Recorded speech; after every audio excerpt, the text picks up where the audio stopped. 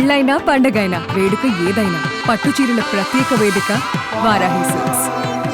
పహల్గామా దాడిని ఎట్లా చూస్తారు? ఈ దాడి పట్ల మీరేం చెప్తారు? అన్న ఒకటి, ఇది నేను ముస్లిం, వాడు ముస్లిమే కాడు. మా హుజూర్ సల్లల్లాహు అలైహి వసల్లం మా మెసెంజర్ ఏం చెప్తాడంటే, ఎవడైతే ప్రాణం తీస్తాడో వాడు ముస్లిం కాదు, కానే కాదు. మేము ముక్త కంతతో ప్రతి మసీద్లో, ఇవాళ జుమ్మా నాడు ప్రతి మసీద్లో నమాజ్ చదివి మరి బ్లాక్ స్కాఫ్లతో బయటకు వెళ్ళాం. ఎందుకంటే చనిపోయింది ఏ తల్లిదైనా అదే బిడ్డ, ఏ కులమైనా అదే బిడ్డ. అన్ని ప్రాణాలు రక్షించుకుంటూ ఒక ముస్లిం క్యాండిడేట్ కూడా చనిపోయాడు. కొన్ని రాజకీయ నాయకులు కొంచెం అమ్ముడుమైన సోషల్ మీడియా పోలరైజ్ చేసుకుంటూ మత విశ్వాసాలను రెచ్చగొట్టే ప్రయత్నంలో ఉంది. కాబట్టి ఇప్పుడు ఎడ్యుకేటెడ్ కొంచెం వేకప్ కావాలి, ఇట్స్ కంపల్సరీ. ఎందుకంటే మన ఇండియా ఏ దారిలో వెళ్తుంది. కాబట్టి చనిపోవడం అనేది చాలా ఘోరం. ముక్త కంతటో ఖచ్చితం. పాకిస్తాన్కు చంపేయడానికి హిందువులతోటి మేము ముస్లిం అడుగు వేసి అటాక్ చేసడానికి రెడీ ఉన్నాం. మోడీ గారు ఏం చేయాలి?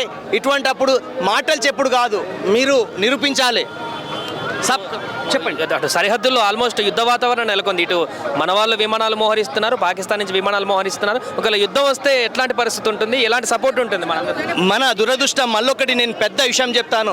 మొన్న ఎవరైతే ఆర్మీలో జాబ్స్ ఇవ్వకుండా ఇవాళ మన సెక్యూరిటీ అనేది బార్డర్లో తక్కువగా ఉండే, అది చాలా మందికి ఎడ్యుకేటెడ్కి మాత్రమే తెలుసు. అన్న పోయిన వాళ్ళ వీడియో చూడండి మీరు. ప్రతి ఒక్క చిన్న బాబు చెప్తుండే ఏమని, అక్కడ ఒక్క మిలిటరీ ఒక్క పోలీస్ ఆఫీసర్ కూడా లేడు. ఎందుకు? మీరు పెట్టిన జాబ్స్ ఎట్టిపోయినాయి.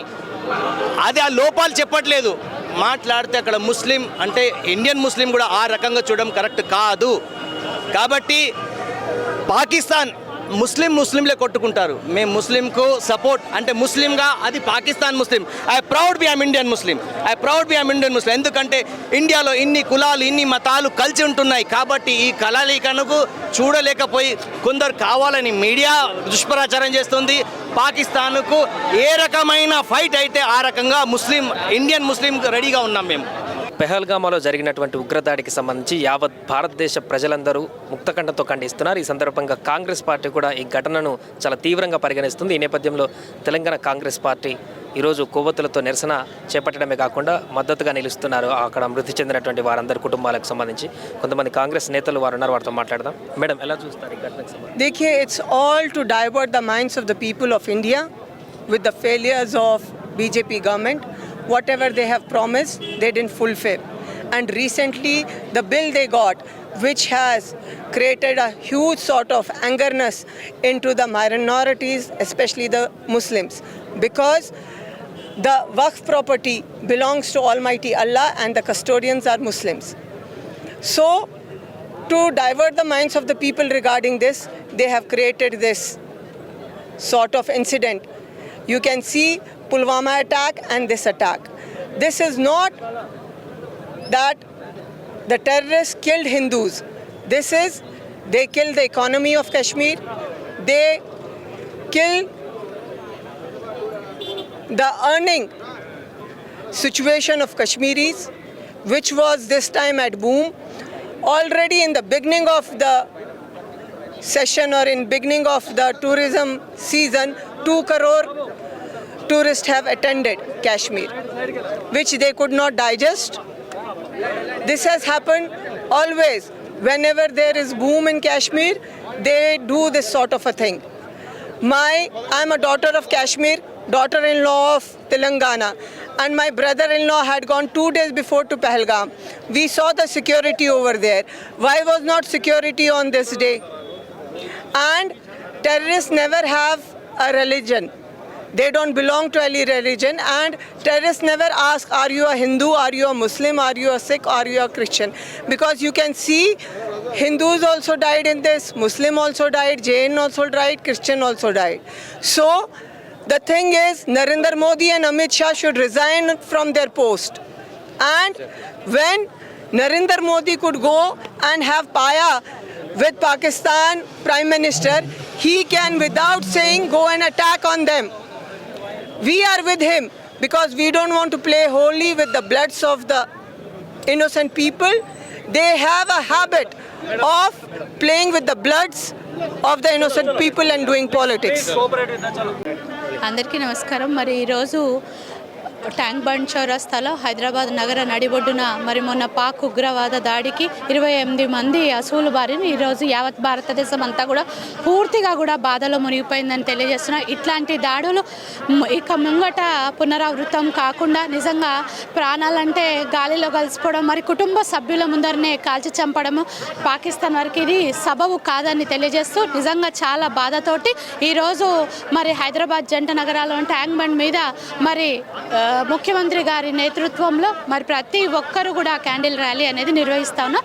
వాళ్ళందరూ చనిపోయిన వారికి ఆత్మకు శాంతి చేకూరాలని మరొకసారి కోరుకుంటా ఉన్నాం. కేంద్ర ప్రభుత్వం తీసుకున్నటువంటి నిర్ణయాలు ఎట్లున్నాయంటారు మేడం? నిజంగా ఉక్కుపాదం మోపాలే, ఎందుకంటే కేంద్రంలో బీజేపీ రూలింగ్ చేస్తూ ఉంది. మరి ఇట్లాంటి వాటిపైన మరి గాలిలో ప్రాణాలు తీసేయడం అనేది ఎప్పుడు కూడా జరగలేదు. ఇది మొదటిసారి. అంటే 3-4 ఏదో ఉండే, బట్ 28 మంది ఇటు ఆంధ్ర అయితేనేముంది, తెలంగాణ అయితేనేముంది. సో పూర్తిగా కూడా ఎంతోమంది చనిపోవడం నిజంగా చాలా బాధాకరం.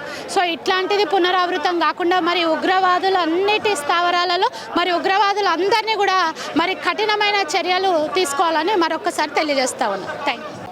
మొన్న ఉగ్రవాదుల చర్యని తీవ్రంగా ఖండిస్తూ దేశవ్యాప్తంగా ప్రజలందరూ కూడా దిగ్భ్రాంతికి గురై భవిష్యత్తులో ఇటువంటి జరగకోకుండా కట్టుదిట్టమైనటువంటి చర్యలు తీసుకోవాలని, కేంద్రం నిఘా వ్యవస్థలను పెంచాలని, అంతేకాకుండా ప్రజలు భయభ్రాంతులకు గురి కాకుండా భారతదేశం అంటే శాంతి, సుస్థిరత, అభివృద్ధి వైపు నడిపించాలని అందరినీ ఒక తాటి మీదకి తీసుకొచ్చే ప్రయత్నంలో భాగంగా ఈరోజు తెలంగాణ ముఖ్యమంత్రి వర్యులు రేవంత్ రెడ్డి గారి ఆధ్వర్యంలో ఈ సద్భావన యాత్ర జరుగుతూ ఉంది.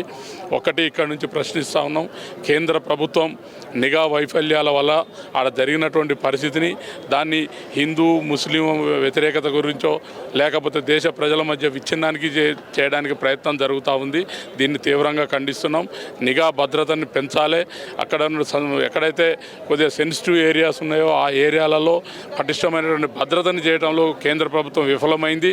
దీనికి మోడీ, అమిత్ షా దీనికి సమాధానం చెప్పాల్సిన అవసరం ఉంది. హోంమంత్రిగా అమిత్ షా విఫలమైండు, అతను రాజీనామా కూడా చేయాలి. ప్రజల్ని కాపాడలేనటువంటి కేంద్ర ప్రభుత్వం వాళ్ళు తప్పకుండా దీనికి ప్రజలకు సమాధానం చెప్పాల్సిన బాధ్యత ఉందని కూడా తెలియజేస్తూ ఉన్నాం.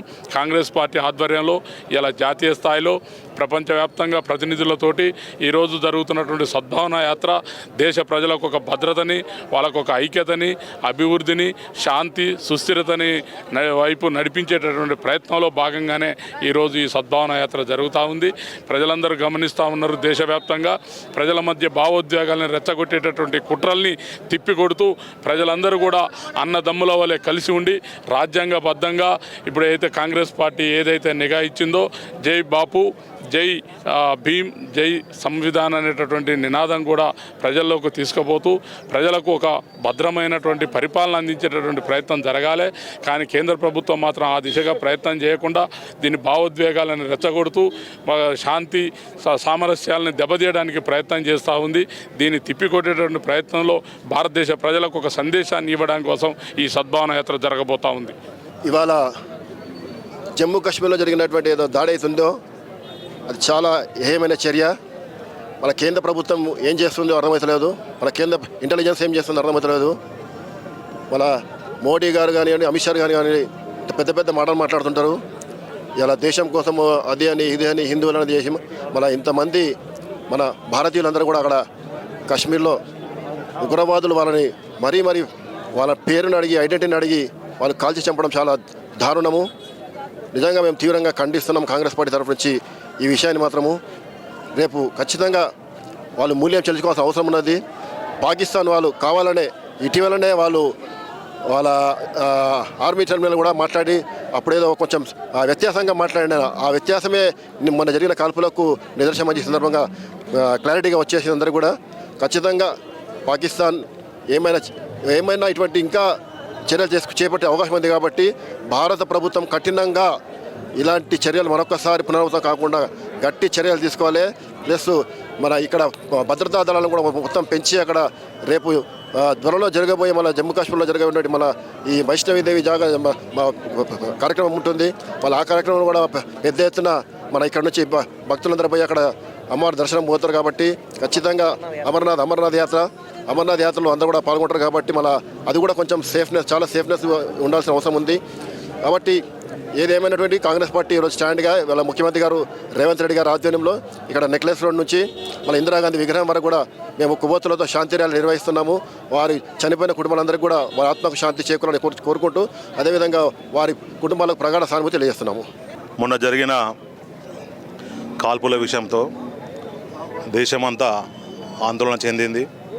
మరి ఈ విషయమై మరి కేంద్ర ప్రభుత్వ నిఘా వ్యవస్థలన్నీ విఫలమయ్యాయని తెలుస్తుంది మనకు. కానీ పాకిస్తాన్ వాళ్ళు ఉగ్రవాదులు కానీ ఇంకా టెర్రరిస్టు సంస్థలు ఎన్నున్నాయో ఒకటి మాత్రం గుర్తుంచుకోవాలి. మీరు ఎంతైతే అనుకుంటున్నారో దేశ భద్రత విషయానికి వచ్చేసరికి ఇక్కడ అన్ని ఇండియాలో ఉన్న పార్టీలన్నీ కూడా ఏకమయ్యే సిచ్యువేషన్ ఉంటుంది. కాబట్టి దాన్ని కూడా మీరు గుర్తుపెట్టుకొని మీరు ప్రవర్తించాలి. ఇవాళ ఒక మతాన్ని మీరు చూపిస్తూ విచ్చలవిడితనంగా కాల్చడం అనేది చాలా హేమమైన చర్య. ఇది ప్రపంచం మొత్తము తూతూ అని ఉంచే పరిస్థితి పాకిస్తాన్ తెచ్చుకున్నది. ఇవాళ కొన్ని డెసిషన్ తీసుకుంటున్నారు. మరి అక్కడ కేంద్రంలో కూడా ఇంకా కూడా కఠినమైన చర్యలు తీసుకోవాలని చెప్పి పాకిస్తాన్కి సంబంధించి సింధు జలాలను ఆపడం కానీ ఇంకా ఇతరత్ర ఎక్స్పోర్ట్లను ఆపడం కానీ వాళ్ళకి ఇంకా కూడా గవర్నమెంట్కి సిగ్గొచ్చే విధంగా ప్రవర్తన చేయాలని చెప్పేసి మేము కాంగ్రెస్ పార్టీ నుంచి వెళ్ళి రాహుల్ గాంధీ తరఫు నుంచి వెళ్ళి సోనియా గాంధీ తరఫు నుంచి వెళ్ళి మా రేవంత్ తరఫు నుంచి వెళ్ళి కోరుకుంటున్నాము. ఇటువంటి సంఘటనలు ఇంకోసారి కాకుండా మా అమిత్ షా గారు అంత మూడంచెల నిఘా వ్యవస్థ ఉన్నా కూడా మరి వాళ్ళు మిలిటరీ వేషంలో వచ్చి మరి ఇటువంటి కాల్పులు జరిపారంటే వాళ్ళకి ఎంత దుశ్చర్య ఎంత ధైర్యం ఉండాలి. మరి ఇది కొంత మేము కూడా బీజేపీ మీద కొంత అనుమానం కలిగించే విషయంకి దారితీస్తుంది. కాబట్టి ఈసారి కూడా ఇంకోసారి ఇటువంటి చర్యలను రాజకీయంగా వాడొద్దని చెప్పేసి ఏదున్నా కానీ ఎవడు మన ఇండియా మీద ఏలెత్తు చూపుతా ఏళ్ళు కట్ చేసే విధంగా కంపల్సరీ ఆ దేశ భద్రత అంబాసిడర్లను కూడా అందరినీ కూడా ఇక్కడి సస్పెండ్ చేస్తూ ఇక్కడి కార్యాలయాన్ని కూడా తీసేసేయాలి. మొత్తం పాకిస్తాన్ కార్యాలయం ట్రాన్స్పోర్ట్ గిన్స్పోర్ట్ అన్ని బంద్ చేసి వాళ్ళకు తిండి లేకుండా చేసి అప్పుడు చక్కగా అవుతారని మా ఉద్దేశం. ये पूरा प्लानिंग से करा है, इसको दिख रहा है ये मसला. क्यों बोले तो वहाँ पे मिलिट्री हमेशा रहती, वो निकाल दे के चेक पोस्ट छोड़ दिए. वो प्लानिंग से करा है, इसको काम है ये. इससे पहले भी वहाँ पे अभी एक हुआ था पुलवामा, उसमें भी ऐसी करे ये वो वोट का चल रहा बोल के पब्लिक का माइंड चेंज करने को ये करा है. इसको సుమన్ టీవీలో మీ పర్సనల్ అండ్ బిజినెస్ ప్రమోషన్స్ కోసం కింది నెంబర్కి కాంటాక్ట్ చేయండి.